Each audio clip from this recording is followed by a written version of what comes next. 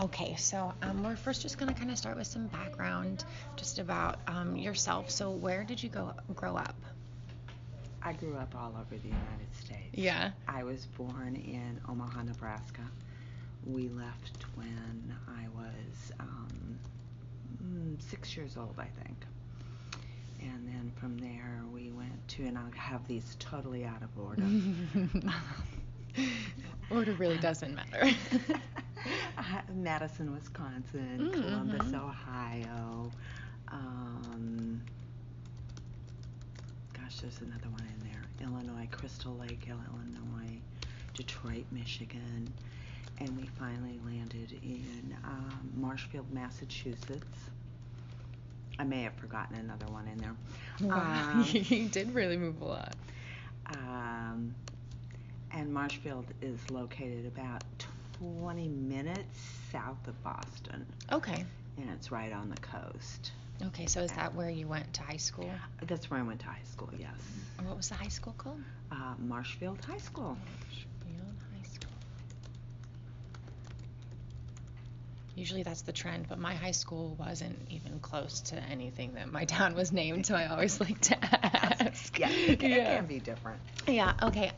So Marshfield, Massachusetts, would you kind of describe it as like a more progressive town, or was it a small town feel? It was a resort town. Okay. It went from about 20,000, 25,000 residents in the winter time to over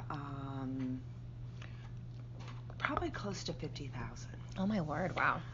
There were because it was right on the coast and it was halfway between that and the Boston and the Cape. People had a lot of summer residents. We had a lot of empty houses, cottages, whatever, right on the ocean. So like the snowbirds would come in. That my mom lives in Florida now, so I've learned that term. Okay. The people who come in when it's cold where they live. Right. Well, these would be the summer people would come, for the weekends, and a lot of people had houses right there on the coast and stuff. So, it turned into a resort town in the summer. Wow, very cool. So, were you raised religious? Yes. And what were you raised? Catholic. Very awesome. So, how was that influential in some of the choices that you made in high school through activism and things like that? Or was it at all? I don't remember consciously even thinking of that. My family was very Catholic, and the town itself was Catholic to a large extent, where, in the summertime they'd have masses starting at 7 o'clock in the morning and running until about, I think the last one was at noon, and sometimes there'd be 3 masses going on all at once. Oh, wow. This was a very Catholic, democratic community. And how did that atmosphere influence some of the things that you chose to get involved in? I think a little bit of, life, respect for life, that type, but not in the abortion sense, because Right. there wasn't any of that. It was more anti-Vietnam. And so how big was your family? Brothers and sisters? There were five children and 2 parents. And were any of your other siblings involved with you? No. I had a sister who's about 13 months younger than I, but she never really got involved in any of it. And I don't know whether it was, we ran with different crowds. That makes sense. So, what exactly were the activist pieces that you were involved in high school? Probably protesting the Vietnam War, trying to get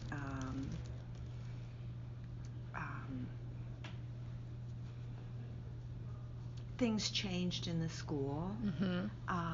One of the big ones was the Pledge of Allegiance. Yeah, for some reason I'm sure it tied into the Vietnam War, but we didn't want to say the Pledge of Allegiance, and every morning they'd come over the announcements, and they'd do the announcements and then say, please stand for the Pledge of Allegiance. Well, everybody stayed seated. And looking back, I'm amazed. Our administration at the school said, well, okay, instead of that, we'll just do a moment of silence.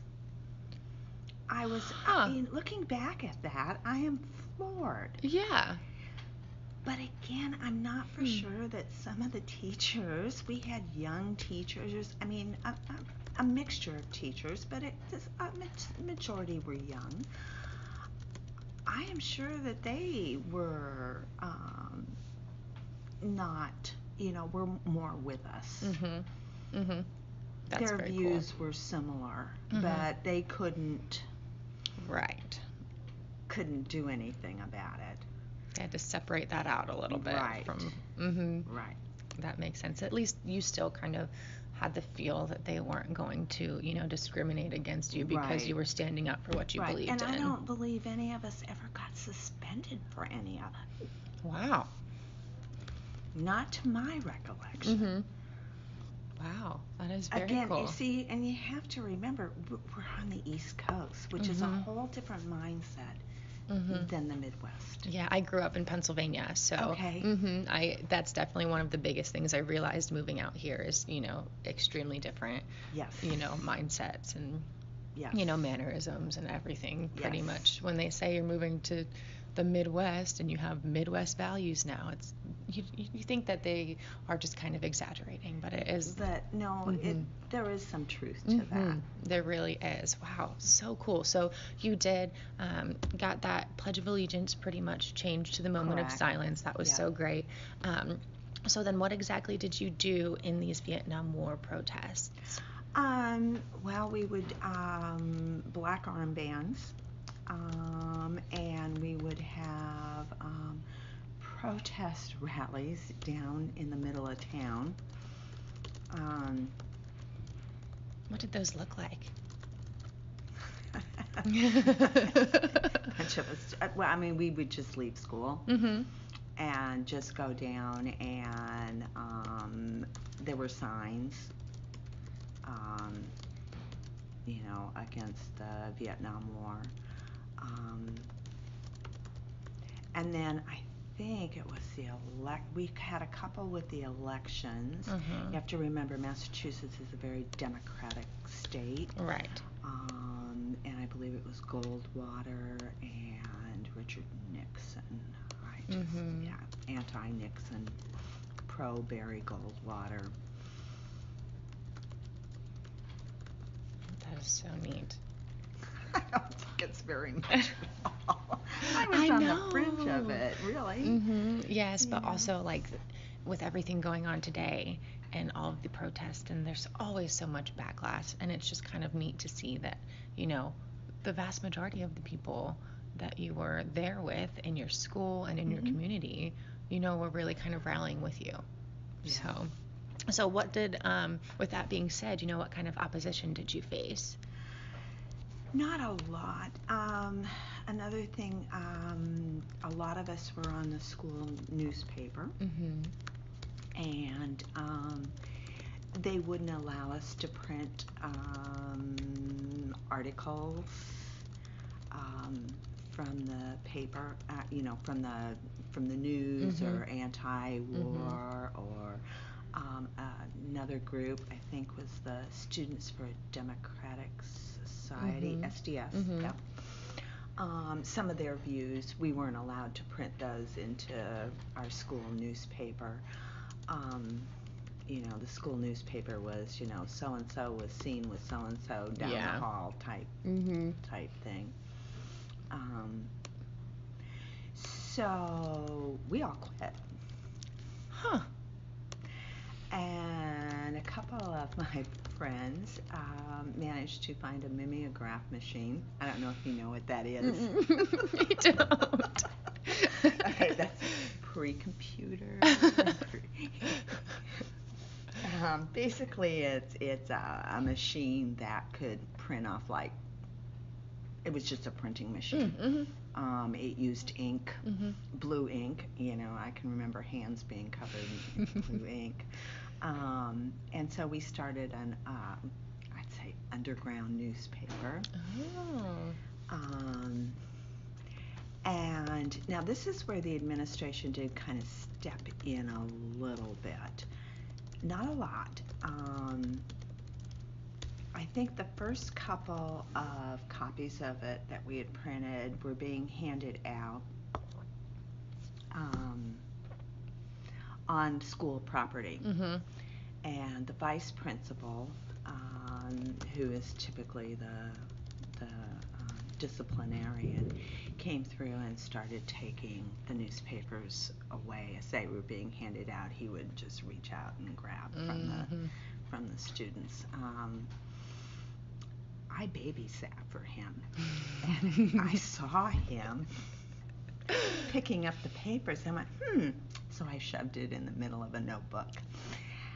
Okay. And he never came and asked me for it. Huh. So I managed to keep them. And what basically came down was, those could be distributed, but they could not be distributed on school property. Mm-hmm. So basically you went across the street. Yep. And kids were running back and forth. So you still got it out there. And if you were caught reading it, then it was taken away. Mm-hmm. But I mean, it was, that was there. Wow, so cool, so cool.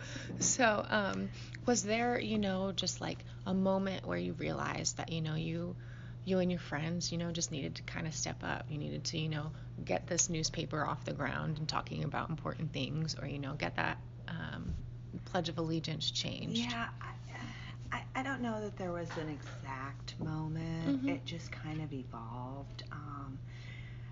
Some of my friends had brothers and sisters that were attending Boston University, Mm-hmm.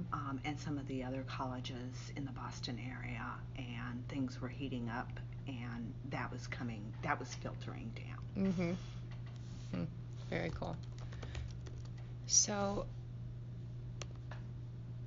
when exactly did you get involved? Like, before what major point? So, like in high school, what year? I would say the junior year. Yeah. Probably. It would have been junior, senior year, so that would have been 68, Mm-hmm. 69. I graduated in 70.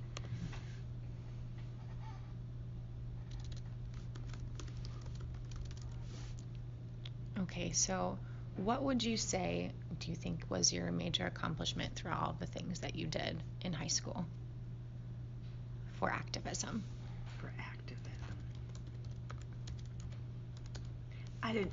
Maybe it was just changing some of the little things. Mm-hmm. Dress code was another thing. Okay. That we. The right to wear jeans. Yep. I had some friends that had. One of them had a fur coat, and she wanted. This full-length fur coat and hat. You'd think we'd been up against animal, but we weren't.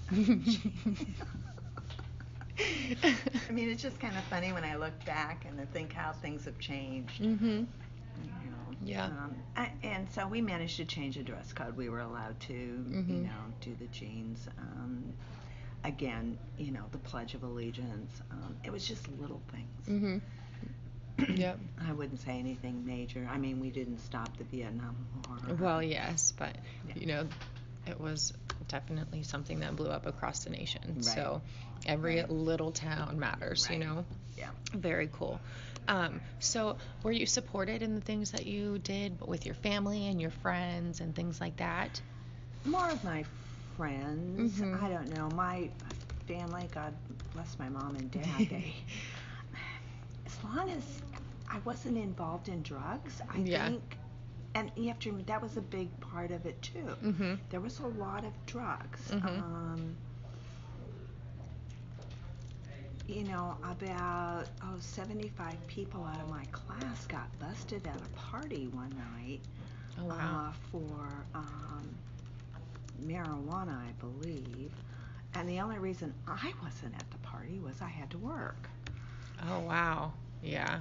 You know, so as long as I wasn't, involved in the drugs, they were okay. Yeah, not quite supportive, but not, Yeah, yeah. they just, yeah. How very neat. So, we're really almost done. Thank you so much for coming again. But so I just want to, kind of what was some of the biggest things that you learned from being a part of these small changes? That you start, I think you start small. And as I've gotten older, it's a one-on-one connection that you need to make. You need to do it individually, person to person. That's where change really comes, is from making a connection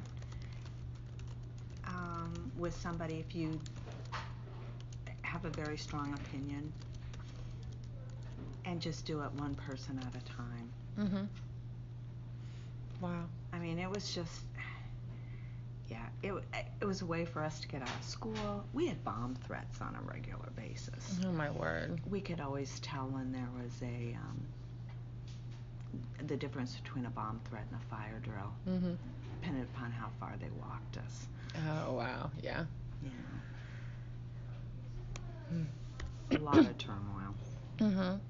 Yeah. So, what would you tell students today is important for getting involved?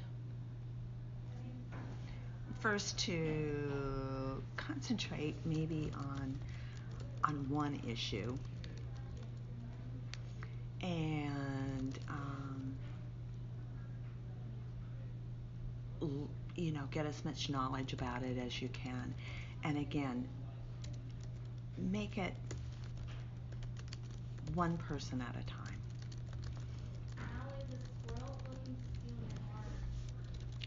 Great.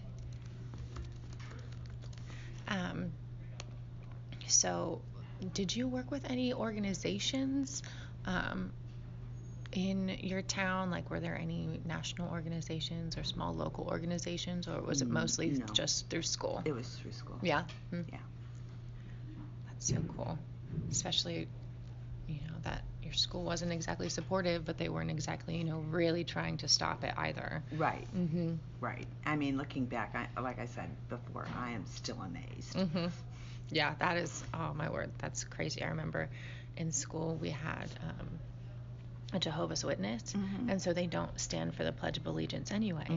And it was this huge ordeal because she didn't stand for the Pledge of Allegiance because of religious reasons. It wasn't even that she, was trying to make a statement. Right. It was, that's just so very cool. So what similarities do you see today in the thing with the activism that goes on today? I'll be honest, I just don't see a lot of activism. The Catholic Church does their right to life, their thing on Burlington, and I think Middle Nebraska is pretty much isolated. They're in their own little cocoon. And maybe it's just because I'm not in, I just don't get involved anymore. Yeah, I kind of agree with you. It's definitely a different atmosphere than from where I grew up, and the things that we were doing. And I remember in high school we started our Gay Straight Alliance group in high school, and we had Westboro Baptist come, and that was a huge ordeal because then we counter protested them, and were able to stand behind our students at the school, and it was a big thing with that too. And I haven't seen much of it either, so. No, you don't hear. I mean, Hastings, their latest protest was what? The free the donut? Mhm. You just don't. Yeah, I think, yeah, other than the DACA, the Mm-hmm. DACA march. Yeah. I mean, things like that, but yeah. So, your views and all the things that you were involved with, were they kind of always that way, or did they evolve through your education or things like that?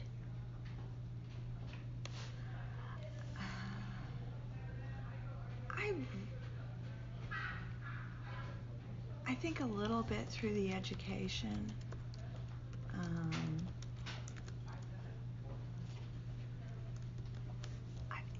Basically a follower.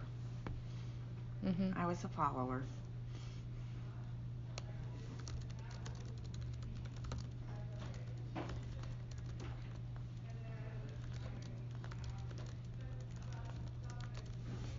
Is there anything else that you can think of that you want to add about your time, in high school with this activism? You've done more than so many other people, so thank you so much for coming to talk with me, because this is definitely wonderful. Oh, well, I'm sorry. It's like I don't remember any of it. I was driving in trying to remember. It's like, oh my gosh, I don't. It was so many years ago, and it was, yeah. Mhm. No, I don't think so. Wonderful. This is great. Thank you so much for coming to talk with me. That's really all, yeah, that's really all I Great. needed. And I can let you know when it gets posted on the website if you would like to Okay. have access to that as well. Okay. So, you have any questions for me? I don't think so. Great. What's Okay. your major going to be? So I am majoring in